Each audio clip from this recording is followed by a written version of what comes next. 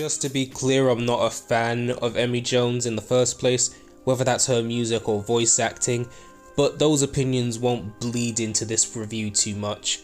Either way, Sonic and Tails R is a fan-made radio drama produced by Sonic YouTuber Emmy Jones. It's been getting hyped up a lot recently, mostly because it's going to feature the voices of Mike Pollock, Ryan Drummond and David Humphrey.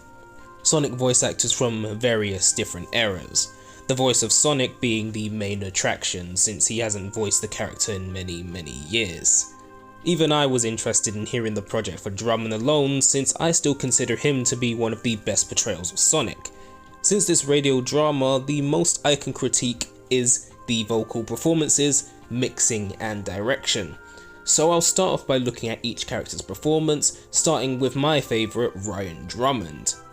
He pretty much sounds exactly as he did back in the day, maybe just a little bit more mature, but I assume that's down to his age rather than him wanting to change his performance. It doesn't take away from how natural he sounds as the character though. It rarely feels like he's forcing himself to put on this overly cartoon voice. Sonic feels very human when Ryan is behind the mic. This is very much his natural speaking voice. Ryan really understands this character and it doesn't feel like he tries to overact in every sentence, a fact that a lot of people seem to take as him sounding lazy, which is far from the case. Overall, he is probably the best voice actor in this and he sounds as good as he ever did in the role. Mike Pollock is back as Eggman, and while I've never liked his performance in the official games, I don't really have much to say about him, but this is probably his most solid performance he's ever had, probably because the script gives him a lot more to do, even if the lines are a bit repetitive. Now as for Emmy Jones, who plays Tails, she's probably the worst performance here. No offense to her, but she's not a professional voice actor, so being pitted against the rest of them, it's hard to imagine her matching up. My main problem with her is the fact she plays Tails. Her voice doesn't really fit the character, as she sounds just like a generic girl rather than Tails. It reminds me a lot of the 4Kids actors for Tails back in the day. I'd say the two of them are on par with each other, just for how much they misrepresent Tails. Female actors can do male voices really well, especially young boys, but this just isn't one of them, and I think it would have been better for her to cast an actual male actor or someone who can do a young boy's voice, rather than forcing herself into that role. I know sometimes it can be tempting to want to be in your own project, but sometimes you just aren't the right fit for the job. I think someone similar to the adventure style Tails would have been a better performance, but even if it had to be a girl, there was much better choices than putting herself into that role. Now David Humphrey is probably the best voice actor we've ever had in the series. However, Emmy got her to play Knuckles, and because of this it feels kind of like a cheap imitation of Knuckles' VA from the adventure era. I think Emmy's voice direction also ruined a lot of his personality too. They make a joke bringing up Sonic being all 3 feet of him, and it just falls kind of flat since the vocal direction doesn't change.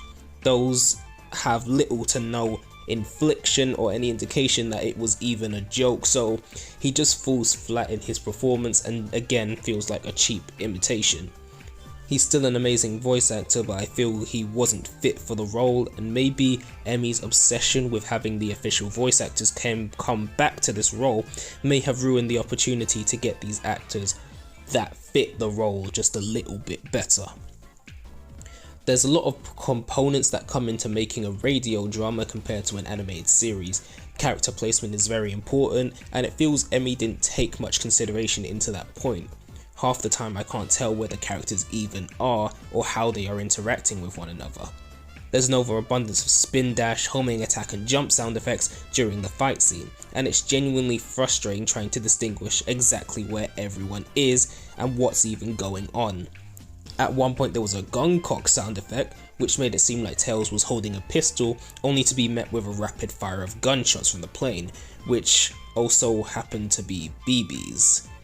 Yeah, it's very confusing, and it just seems like she's taking on too many tasks at once, trying to be the writer, trying to be the director, and trying to be a voice actor, when her skills in all these aspects seem to be lacking.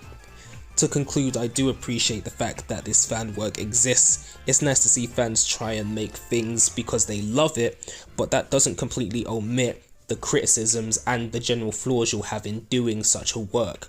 Again, I do appreciate her work, but I don't think she was cut out to do this. But again, there is 10 episodes to come, so hopefully in that time she does improve and takes on this criticism.